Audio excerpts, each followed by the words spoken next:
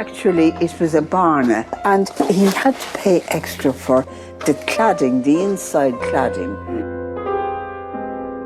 because that made it warmer. That'd be very cheap housing now, for instance, that sort of material. It was only used for sheds and things like that.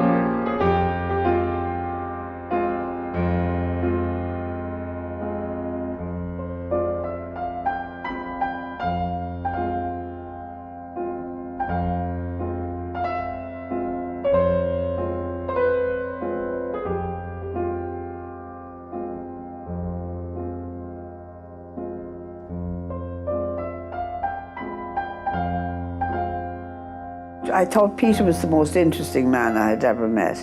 And I used to feel in the night, and we used to very often just go out and sit in the pub and have a drink and talk. And when I'd come home and I'd be in bed that night, I'd say, I wouldn't be able to sleep, like thinking about all the things he'd have told me and said. You know, it was like that now.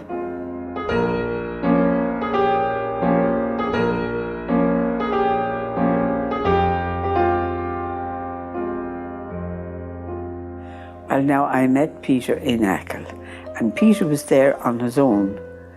He happened to know Thea Boyd, who ran the hotel, the Amethyst Hotel. He was staying there, and Peter suddenly breezed in from outside, and he said, "Oh, hello, Moore." This was his friend that he knew from the College of Art.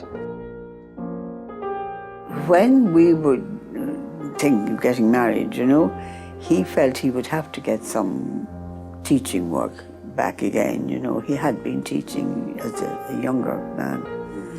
And he inquired about it, and he was able to get some teaching. So he used to be out during the daytime, but he had Friday and Saturday off, and he used to be able to work in the studio.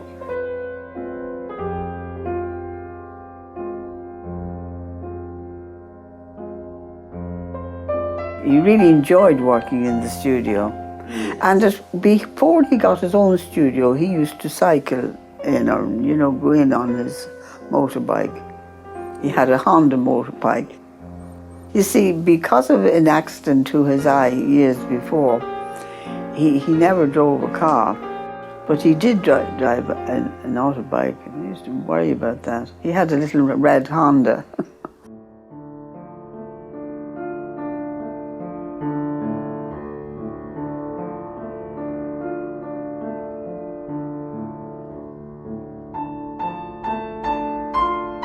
His family, you know, his nephews, you know, they used to get a great kick out of Peter's breakfast, because he would start off and he'd have maybe orange juice, or he'd have maybe an orange, half an orange, say. And then he'd have his flakes, or maybe porridge. And then he could have bacon and egg and sausage.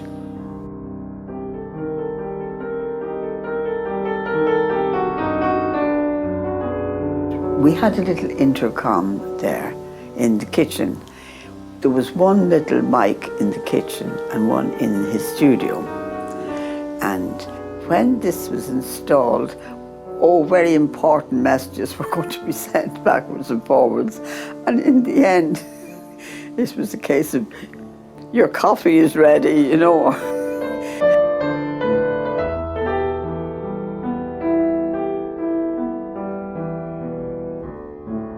Very often I would go down when he'd be making a cast, because he used to have little holes made, you see, in the large cast. And I was to watch to see, did this thing that he was pouring in, the cold cast bronze, you know, to see was it coming up through the hole. That was the sign that the whole surface of the work was getting covered, that the face was getting covered, that the nose wouldn't be left with no proper material covered over it, you know. So I used to go down for that and I'd watch. You know, he would start off, you see, and there'd be a cover usually over whatever work he'd been working on, which would have been the clay. Yes. If it was for casting, it would be in clay, and he would either make a mould himself, or he would include that in the foundry would do that.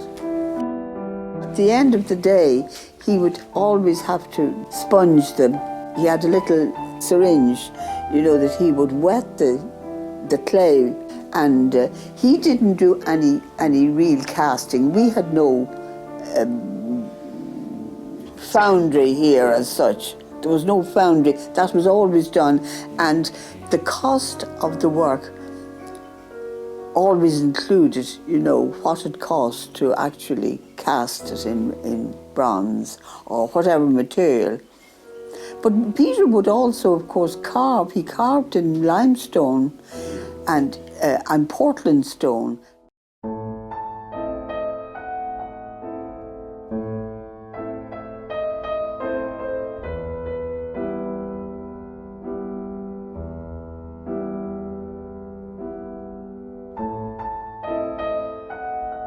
That head there, that's cold cast bronze. That was just an idea for a competition, and it was meant to be Nora Barnacle, who was the wife of James Joyce. The small model that he did was a better representation of her, because she had a kind of a long face. She wasn't beautiful at all.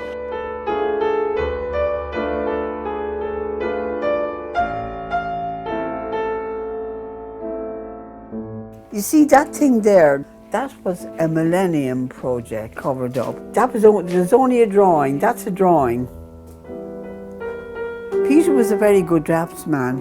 That's beautiful. Yeah, and you see there are stairs there, and the idea was that there was a whole range of all the important members of the church, like cardinals and all the rest.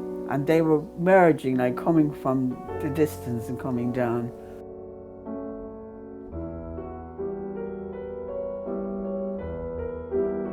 Most of the things that are here was before I met him.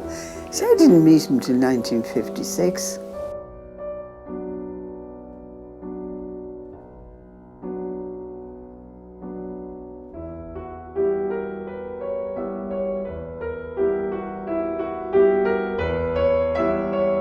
I used to be delighted when Peter would come in the evening. That was the first thing I missed terribly after he died.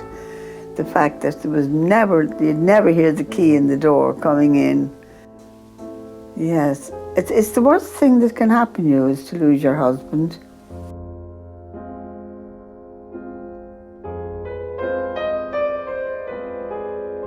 Manannán Mac Lir was the Celtic god of the wind and the sea, and you see he had a magic cloak, and the magic cloak was meant to calm the waters like that. He could calm the elements, the wind and the sea, you know. And Peter had this, he had the figure, you see, on the horse. It was Manannán Mac Lir in his chariot. The Manannán was great. I mean, the Manannán was really a very unusual thing.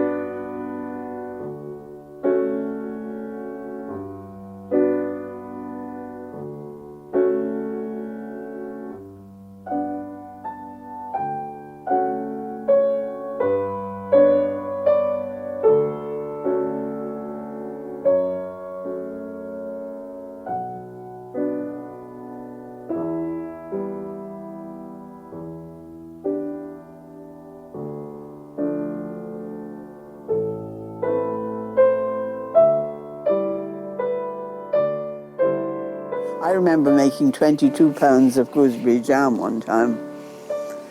I used to make apple chutney from the apples that fell on the ground. If they weren't really bruised, I used to use those for making chutney, apple chutney, and there used to be tomatoes in it too. Oh yeah. Well, I wasn't just a pretty face, you know.